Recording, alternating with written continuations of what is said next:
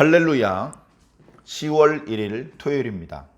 창세기 30장 말씀 1절부터 13절까지 말씀을 읽고 은혜 나누도록 하겠습니다. 라헬이 자기가 야곱에게서 아들을 낳지 못함을 보고 그의 언니를 시기하여 야곱에게 이르되 내게 자식을 낳게 하라. 그렇지 아니하면 내가 죽겠노라. 야곱이 라헬에게 성을 내어 이르되 그대를 임신하지 못하게 하시는 이는 하나님이시니 내가 하나님을 대신하겠느냐. 라헬이 이르되 내 여종 빌하에게로 들어가라. 그가 아들을 낳아 내 무릎에 두리니 그러면 나도 그로 말미암아 자식을 얻겠노라 하고 그의 시녀 빌하를 남편에게 아내로 주매 야곱이 그에게로 들어갔더니 빌하가 임신하여 야곱에게 아들을 낳은지라. 라헬이 이르되 하나님이 내 억울함을 푸시려고 내 호소를 들으사 내게 아들을 주셨다 하고 이로 말미암아 그의 이름을 단이라 하였으며 라헬의 시녀 빌하가 다시 임신하여 둘째 아들을 야곱에게 낳으매 라헬이 이르되 내가 언니와 크게 경쟁하여 이겼다 하고 그의 이름을 납달리라 하였더라.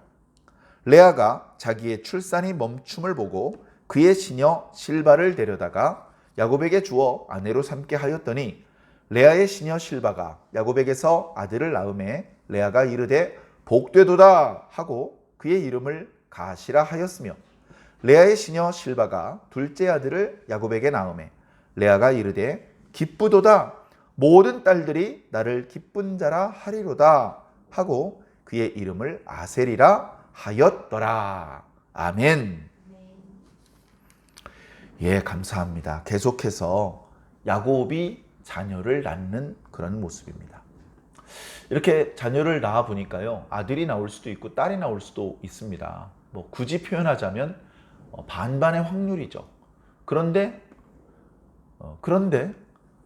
아브라함은 낳는 족족 아들이었습니다. 그래서 하갈에게서 이스마엘을 낳았고 사라에게서 이삭을 낳았고 나중에 그두라라고 하는 후처를 통해서 6명의 아들을 더 낳았죠. 자, 이삭은 아내가 한 명밖에 없었습니다. 리브가를 아내로 맞이해서 평생 그 한 사람만을 사랑했죠. 그런데 리브가도 자녀를 많이 낳지는 못했습니다. 이삭이 40살에 시집와서 이삭이 60살에 겨우 쌍둥이를 낳았습니다. 그 이름은 우리가 잘 아는 에서와 야곱이었죠. 그리고 다른 자녀를 낳았다는 기록이 없습니다. 어쨌든 그래도 아들을 낳았습니다. 자, 야곱이 자녀를 낳습니다. 야곱이 자녀를 낳는데 자녀가 벌써 4명입니다. 그리고 오늘 말씀에서 또 4명을 추가로 더 낳아서 아들만 8명입니다. 딸을 낳을 시간이 없어요. 아들 낳기도 바빠요. 이어지는 말씀을 보면 아들을 아직도 더 낳아야 됩니다. 그래서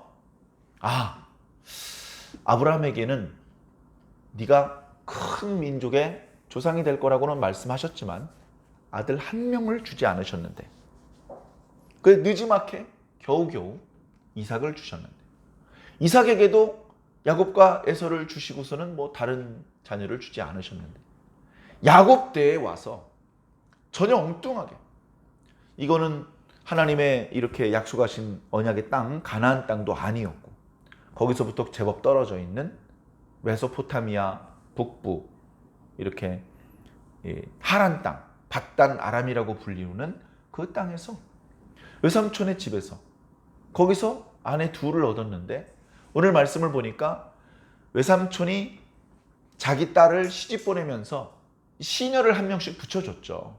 근데 그 시녀들을 이제 자기 남편의 아내로 주는 그런 상황이 되었습니다. 그래서 시녀의 자식이라고 해서 뭐 서자고 그런 거 없습니다. 야곱의 아들은 야곱의 아들인 것이죠. 그래서 어머니가 누구이든 우리는 야곱이 어떤 순서대로 아들을 낳았는지를 늘 유념해서 살펴보고 있습니다. 그래 결국 그 시녀들도 야곱의 아내들이 된 것이죠. 그래서 4명의 아내를 통해서 12명의 아들과 그리고 딸 1명을 낳게 됩니다. 야곱이 가장 사랑했던 여인은 처음부터 라헬 한 명이었습니다. 라헬이 아름답기도 하고 사랑스럽기도 하고 또 처음에 하란성에 도착했을 때에 우물가에서 만나 친절을 베풀고 이렇게 안내를 해주었던 것도 라헬이었고, 그래 야곱의 마음속에는 언제나 라헬을 사랑하는 마음이 있었는데 웬일인지 라헬은 자녀를 낳지 못합니다. 오늘 말씀에 보면 남자가 여자에게로 들어간다, 이제 이런 표현이 있는데요. 상당히 구약 히브리어적인 표현이죠. 그 표현 자체가 약간 성적인 그런 상징적인 의미도 있고, 그런가 하면 보통 과거에는 우리처럼 아파트에 사는 게 아니기 때문에 아내들이 여러 명인 경우에는 아내들마다 따로따로 자기 장막이 있습니다. 부부지만 남편의 장막이 따로 있고 아내의 장막이 따로 있습니다. 남편의 장막에는 아들들과 그 집의 남자 종들이 모여서 그 집안의 어떤 작업을 하거나 집안일을 의논을 하고, 그런가 하면 안주인의 장막에는 거기에는 여종들과 딸들과 그런 사람들이 들어와서 양식 걱정을 하고 음식을 어떻게 준비할 것인지, 집안의 어떤 행사를 어떻게 준비할 것인지 예를 들면 그런 의논을 하곤 했던 것이죠. 자, 아내가 둘이었습니다. 레아의 장막이 있었고 라헬의 장막이 있었습니다. 야곱은 라헬을 사랑했기 때문에 라헬의 장막에 날마다 들어갔습니다. 그런데 라헬은 아이를 낳지 못하고, 그리고 레아가 아이를 많이 낳았죠. 그래 자신의 몸에서 아이가 태어나지 않자 자신의 시너였던 빌하를 아내로 주었습니다. 그래서 야곱이 빌하에게 들어갔다고 했는데 빌하가 쓰는 별도의 장막을 라헬이 만들어 주었고, 그리로 야곱이 들어가서 잔 거죠. 그랬더니 빌하가 아이를 낳았습니다. 이제 그런 이야기가 쭉 반복되고 있습니다. 자, 그 반복되는 이야기를 자세히 살피기에 앞서서 오늘 말씀에 보면 라헬이 이렇게 봅니다. 이게 안 보일 수가 없는 거예요. 바로 앞에 29장 앞쪽에 자기 언니가 아들을 낳습니다. 아들을 낳으면요, 남편이 자기를 사랑한다고 하지만 아들 보러 자꾸 언니의 장막에 들어가는 겁니다. 아이고 우리 르우벤 잘생겼다, 누구 닮아서 이렇게 잘생겼냐 하면서, 전에는 자기 언니를 보면서 별로 웃어주지 않았던 남편이 요즘에는 언니의 장막에 자주 들어가고, 아이고 수고했어 이렇게 언니한테 칭찬도 많이 해주고, 그 모습을 옆에서 볼 때 아이고 어떻게 나만 사랑받아, 언니도 사랑받아야지, 그렇게 생각할 수 있는 사람은 많지 않습니다. 그러니까 라헬은요 아주 나쁜 여자라기보다는 보통 여자예요. 남편의 사랑을 더 많이 받고 싶은 보통 여자입니다. 그런데 자기가 아이가 없을 때에는 월등히 남편의 사랑을 독차지했었는데 언니가 아들들을 한 명, 두 명 낳을수록 점점점 남편의 마음이 언니에게 기울어지는 것 같은 거예요. 그러니까 이제 언니를 향해서 질투를 느끼게 되는 것입니다. 자, 그런데 아무래도 몇 차례 말씀드렸던 것처럼 이제 성경에 레아나 라헬의 성품에 대해서 자세히 이렇게 따로 표현하는 것은 없습니다만, 레아는 눈빛이 부드러운 사람이었고 성품이 온유한 사람이라서 그가 기쁨이 있어도 막 발광을 하지 않고 속상한 일이 있어도 드러내지 않고 속으로 삭히는 그런 스타일의 여자였던 것입니다. 어찌 보면 동생보다, 그리고 그 주변에서 찾아볼 수 있는 그 어떤 여자보다 성숙한 인격의 소유자였던 것 같습니다. 조금 다른 이야기지만 아브라함이 사랑하는 아내 사라가 죽었을 때 동네 사람들한테 엄청나게 비싼 돈을 주고 아내의 매장지가 될 그 밭을 샀습니다. 그 밭에 자기 아내를 장사 지냈죠. 그리고서 몇 년 후에 아브라함 본인도 죽었습니다. 이삭과 이스마엘이 와서 아버지를 장사드려서 어머니가 누워 계신 그 묘실에 아버지를 뉘어드렸습니다. 35장으로 가면 이제 야곱과 에서가 만나서 이삭을 그 묘에 안장시켜 드립니다. 그 묘에는 이미 리브가가 누워 있었죠. 그리고 그 자리에 이삭을 또 뉘어드리는 겁니다. 자, 그러면 그 다음에 거기 누가 누울까요? 에서는 못 들어오겠죠. 장자의 명분은 이제 야곱에게 넘어갔습니다. 야곱이 누울 것 같아요. 근데 야곱과 함께 야곱에게 12아들을 낳아주는 일에 참여했던 4명의 아내 중에서 누가 그 안에 들어가서 누울까? 4명이 다 들어와서 누울까? 참고로 라헬은요, 마지막 막내 12번째 아들을 낳다가 죽습니다. 그 슬픔을 그때 야곱이 얼마나 슬펐는지 아무도 공감하기 어려울 겁니다. 야곱이 너무나 크게 슬퍼서 울었고 자기 아내를 위해서 별도의 무덤을 만들어 주었습니다. 별도의 무덤. 그 무덤은 다른 사람이 들어갈 수 없습니다. 라헬만을 위한 무덤입니다. 그렇게 라헬을 끔찍하게 마지막 순간까지 사랑해 주었습니다. 그러나 이스라엘 민족의 조상들이 안장될 수 있는 막벨라 굴에는 아브라함과 사라, 이삭과 리브가 그리고 야곱과 레아가 누워 있습니다.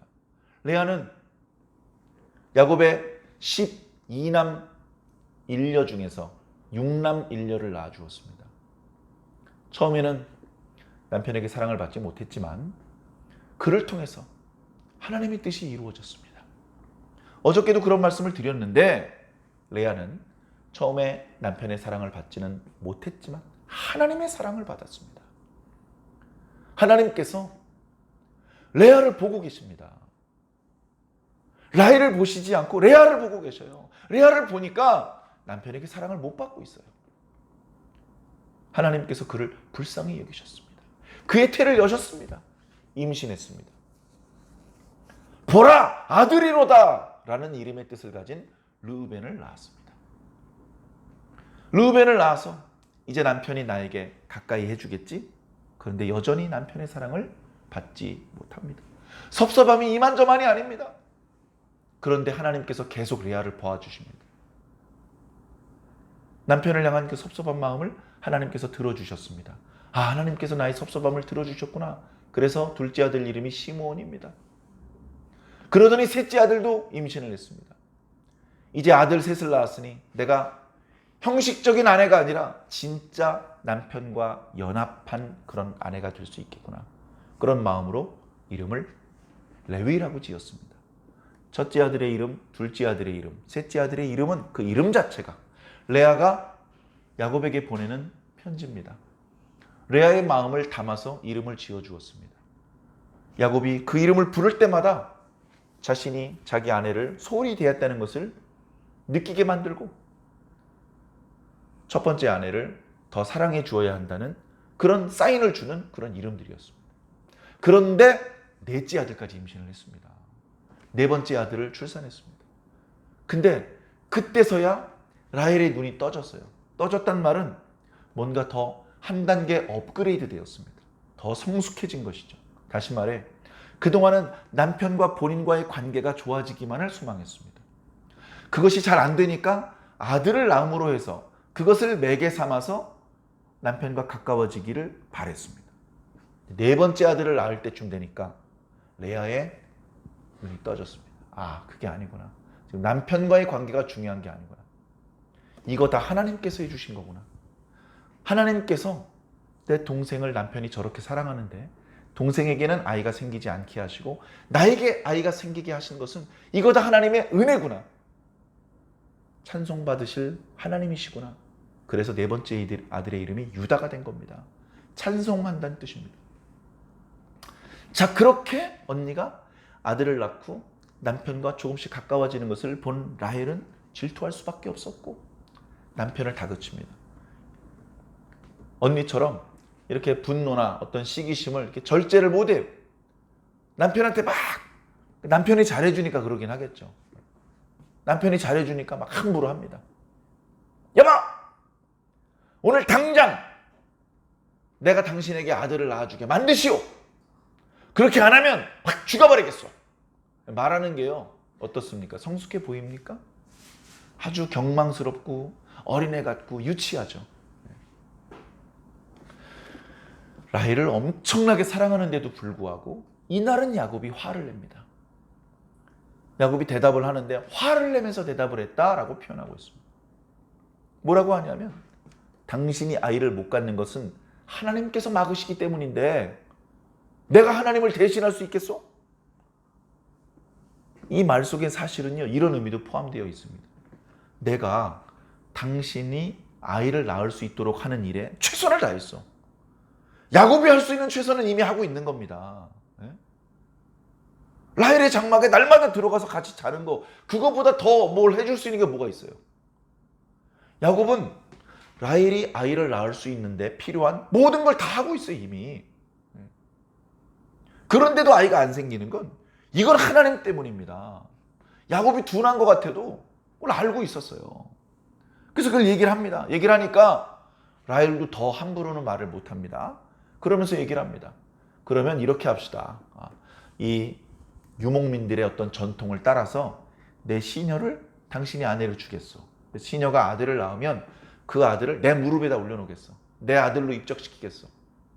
그래서 벌써 결혼한 지가 몇 년째인데 아이도 못 낳는다고 주변 사람들이 나를 보면서 비웃고 속닥거리는데 아무도 그런 말 하지 못하도록 내가 아기를 내가 품에 안고 다니겠어.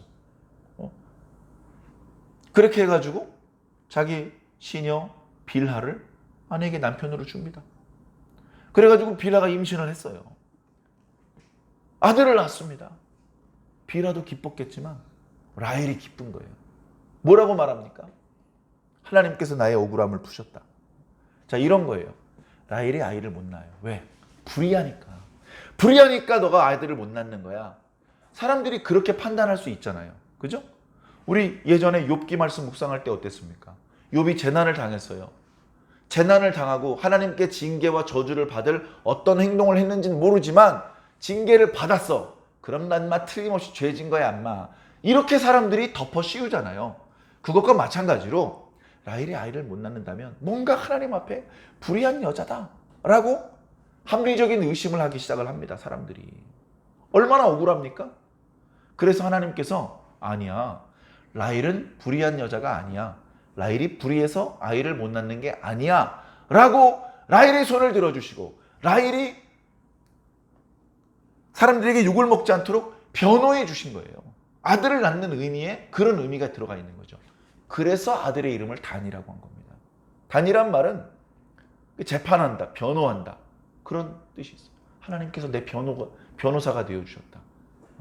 사람들이 다 나를 불의한 여자라고 의심하는데 그게 아니란 걸 하나님께서 이 아이를 통해서 보여주셨다. 너의 이름은 단이다. 그렇게 이름을 붙인 거죠. 그리고 그 시녀 빌하가 또 임신해서 아이를 낳습니다. 이번에는 기고만장해졌습니다. 야, 내가 내 언니하고 큰 싸움을 했는데 내가 이겼어. 언니 4명 낳고 너가 난 것도 아니고 네 몸종이 이제 2명 낳았어. 근데도 불구하고 어떻습니까? 요즘 젊은 사람들 쓰는 표현으로 정신승리를 하고 있는 거죠. 언니 벌써 몇 년째 못 낳았잖아. 지금 이제 앞으로 줄줄이 사탕으로 나올 거야 하면서 언니와의 어떤 경쟁심이 있는 거예요. 내가 그 언니와의 큰 싸움에서 이겼다는 겁니다. 그 언니와의 싸움이라는 말이 납달리란 말이에요. 납달리. 그래서 납달리란 말은 경쟁한다, 싸운다, 이제 이런 의미가 있는 거예요. 내가 언니와의 경쟁에서 이겼다. 그러더니 빌하가 더 아이를 못 낳습니다. 그래서 자기 동생이 자기 시녀를 남편에게 이 아내로 주고 거기서 이제 낳은 아들을 자기 무릎에 올려놓은 걸 이제 레아가 또 보는 거예요. 이게 본다는 표현이 참 재밌는 표현입니다. 레아가 보고서 자기가 더 출산을 못하고 유다 낳고선 끊어졌거든요. 그러니까 어떻게 합니까?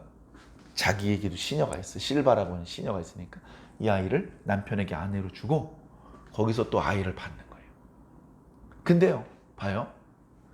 라헬은 이름을 붙일 때 어떻습니까? 경망스럽고요. 유치합니다.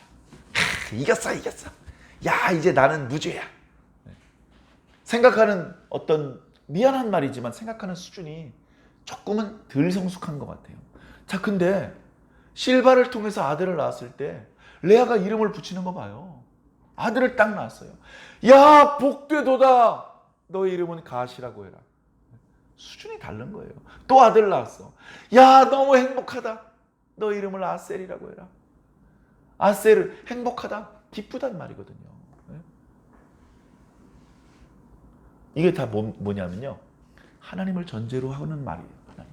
복되도다. 야, 이건 하나님께서 복으로 주신 아들이다. 그렇게 이 좋은 걸 하나님께서 주셨다는 것을 전제로 이름을 그렇게 붙인 거예요. 행복한 것도 마찬가지죠. 야, 기쁘도다. 왜 기뻐졌겠어요?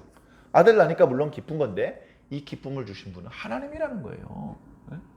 라헬도 하나님을 전제로 생각하고 말하는 것 같아요. 하나님께서 내 억울함을 푸셨다 뭐 이런 것 같은데, 근데 뭔가 분위기가 지금 이제 라헬은 언니하고 이기려고 그러고 뭔가 이렇게 자기 욕심대로 안 되면 편법을 써서라도 어떻게든 해보려고 그러고 뭐 그런 거고, 거기에 비하면 레아는 이제 여유가 있어요.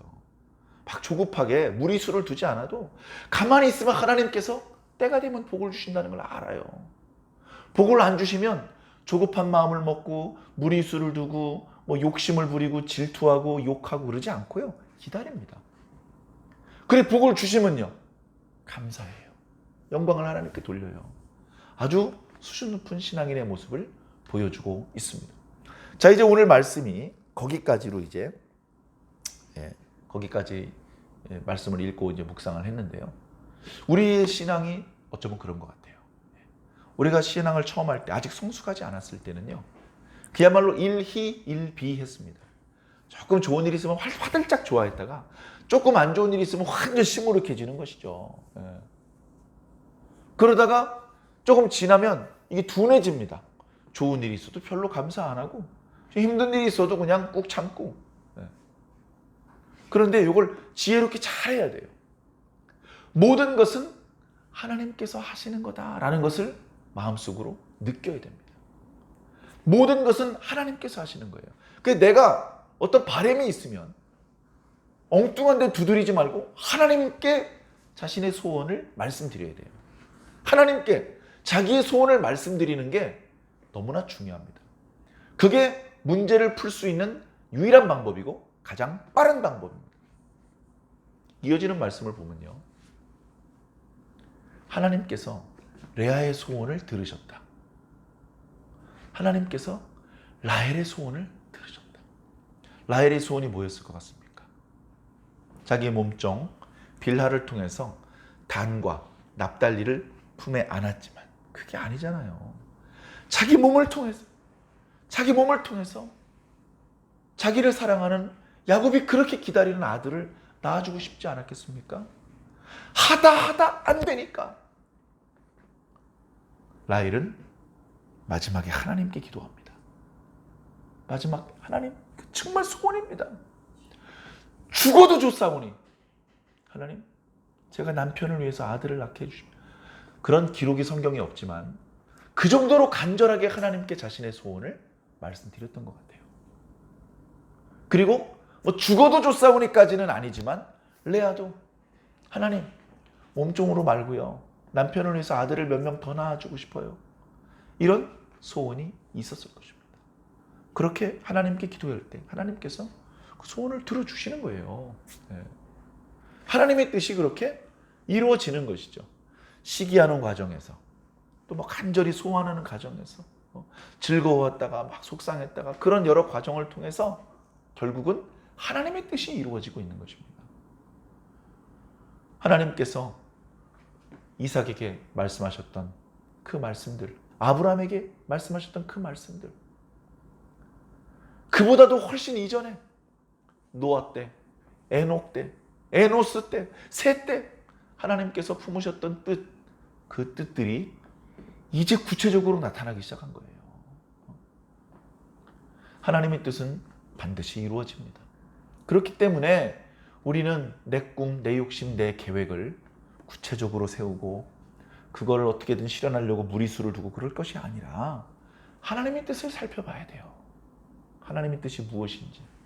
그걸 알면 인생을 살면서 엉뚱한 데 힘을 허비하지 않을 수 있습니다.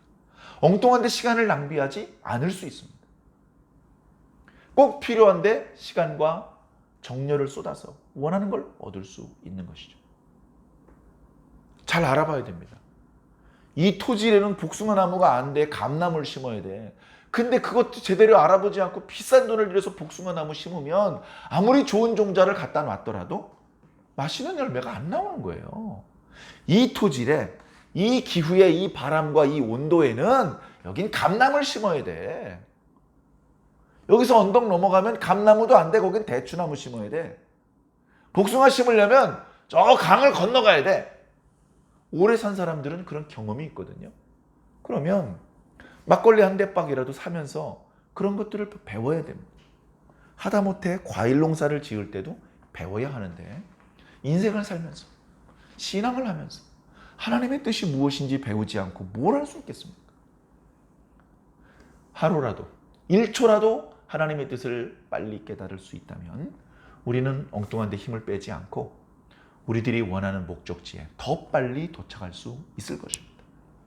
어리석은 욕심, 마귀의 유혹, 그런 것들을 잘 뿌리치고 하나님께서 바라시는 것, 기대하시는 것, 그리고 그것이 바로 내가 원하는 것이라는 것을 깨닫고 하나님의 뜻을 따라 순종하면서 하나님의 뜻에 맞추어 가면서 그렇게 신앙을 영위해 가시기를 예수님 이름으로 간절히 축원합니다.